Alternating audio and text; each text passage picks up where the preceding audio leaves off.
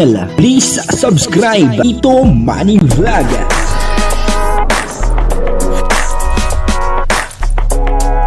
Payagan po si Tito Manny Vlog na mag-reactor para pambiling gamot sa kanya pong karamdaman. Wala man siyang records ng ng awayan. Hindi po inaasahang pangyayari, at talagang namang nakakalungkot, doon po sa Kambal. At talagang ito pong Kambal ay lungkot na lungkot, dahil sa pangyayari, at nakakahabag, Panoorin po natin yung video at bibigyan po natin ng konting reaksyon. Pero bago po yan, ako muna po bumabati sa inyong lahat ng magandang umaga, magandang tanghali, at magandang gabi sa inyong lahat mga kapatid. Saan man kayo ng panig ng mundo naroroon ngayon, ay mag-iingat kayo palagi at pagpalain kayo ng ating Panginoon. Maraming salamat din po sa patuloy na tumatangkilik sa aking YouTube channel at nanonood sa aking video reaction. Patuloy po natin suportahan sila Kuya Bal Santos Matubang, Kalingap Rab, Ate Edna Vlog, Jack Tapia, at syempre yung mga kasama po natin sa Karepa at yung mga Kalingap partner na charity vlogger. Ito po yung video na kung saan ay talagang hindi inaasahan ang pangyayaring ito. At talagang nakakahabag para dito sa Kambal at sobrang lungkot po nung dalawa. Papanoorin po natin yung video at ang kabuuan po ng video ito yung mapapanood po natin sa YouTube channel ni Kalingap Rab. Grabe. Ano nangyari dito bro? Ng bagyo? Opo. Daming na no? Mga saging. Sayang. Yung iba may bunga na tapos So ano yung naramdaman mo at ng bagyo yung mga tanim nyo? malungkot po. Malungkot. Bakit sana yung plano nyo dyan sa mga tanim nyo? Pag yung bunga, pag may bintasan na. Kaso wala na. Yan po yung kalaban ng nagtatanim po. Pag may bagyo, talagang wala kayong kalaban-laban dyan. Yung mga pananim nyo ay sayang Kaya pa naglilinis kayo. So yan lang ba ang dito? Ano pa nangyari dito sa bahay nyo? Yung sa muntik na mabot ng baha. Yung baha? Sa may manok. Yung mga manok nyo, mga alaga, Okay lang sila. okay lang naman? Opo. So anong ginagawa nyo ngayon? Nililinis nyo yung mga May mga kalinga. Sayang yung mga saging. May mga bunga na yung iba? Oo, dun sa unahan. Di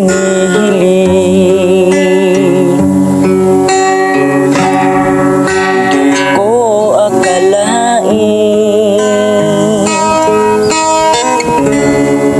na ako ay binigyan pansin. Ang taong tulad ko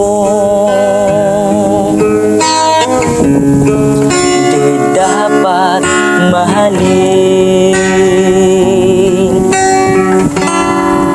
Ang tanging alay ko sa'yo, aking Ama.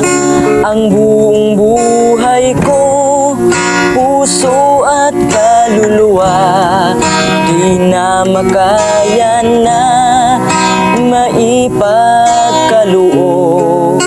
Mamahaling hiyas ni gintong nilukob, ang tanging dalangin, o Diyos, ay tanggapin.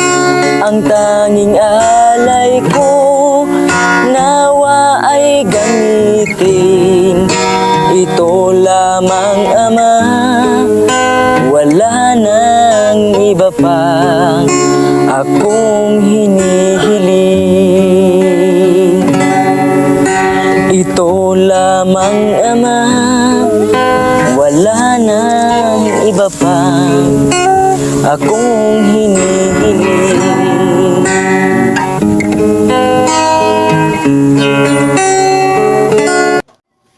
Iba muling dinalaw nila Kalingap Rab at ng kay boys itong si Edwin at saka si Edward at dito ay nabigla sila Kalingap Rab sa kanilang nakita doon sa lugar nila Edwin, ano, sa bukana pa lang ay talagang nakita na nila, ano, na marami pong tumba, ano, na saging at nasira yung mga halaman, ano po. At yun na nga, ano, nung nakita po nila si Edwin at si Edward, ay talagang medyo malungkot, ano, at talagang nakakahabag ito pong dalawa. Kasi siyempre, ay pinaghirapan po nila yun, ano, yung pagtatanim, ano po, at talagang mahirap ang magtanim, ano, kasi ako po ay farmer din, ano po, at alam ko kung gaano kahirap ang pagtatanim, ano po, umpisa hanggang sa bago mapalaki ang iyong halaman ay talagang napakahirap.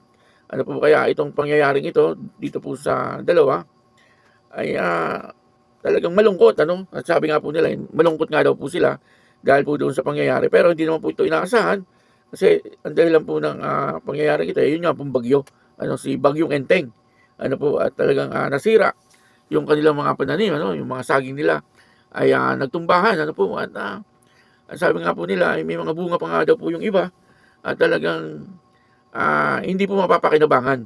Ano po, ganun po talaga, no? Ang kalaban po talaga ng farmer ay yung bagyo. Ano po, pag tinamaan po ng bagyo ay wala pong kalaban-laban. Ano po, at di bali po yung manakaw at least mapapakinabangan pa. Ano po, pero pagka bagyo po ang tumama ay talagang wala, sira po yung halaman, ano. At syempre malungkot po yung dalawa kasi bago po nila yan mapalaki ay talagang hirap, ano, pawis at sobrang hirap, ano po ang kanilang ginagawa, ano. At sa pag-aalaga na lang po nila ng halaman ay talagang napakahirap. Ano po, siyempre mayroon din po yung mga abono, ano. Hindi ko lang po alam kung anong ginagamit nilang mga abono diyan, ano. Pwede rin yung mga yung mga bulok na, ano, mga bulok na halaman, ano, yung mga damo na nilalagay sa isang lugar tapos pinabubulok, tapos yan po ang ginagawang abono, ano. Pagka magtatanim na yun ang ilalagay. Ano po, ganun kahirap, ano. Ganun po kahirap ang pagtatanim, ano. At hindi mo po alam kung paano mo mapapataba ang isang halaman. Ano po, bago mapaganda ay talagang napakahirap. Kaya malungkot, ano po, malungkot itong dalawa. Ano po, siyempre, yun po ay inaasahan din nila na makakatulong din po sa kanila, ano.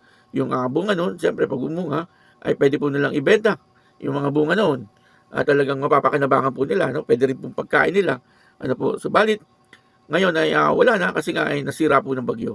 Ano, kahit po si Kalinga Prab ay talagang nalungkot din at siyempre napaawa rin po, ano.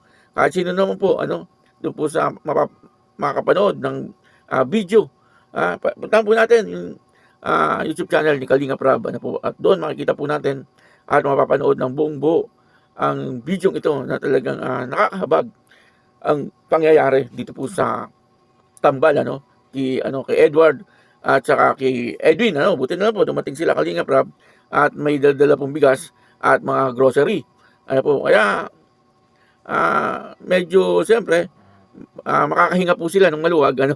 Ibig sabihin kahit papaano ay siyempre may pagkain, ano po, kasi kung aasahan po nila yung kanilang pananim wala na, ano, kasi tinamaan nga po ng bagyo, ano. Pero siyempre, malaking bagay po ang kalingap, ano, na naandyan.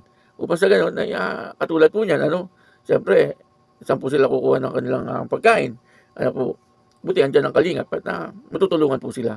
Ano po, napakalaking bagay ng kalingap, ano po, sa kanilang mga buhay. Kaya yun, ano, maraming salamat po sa inyong lahat.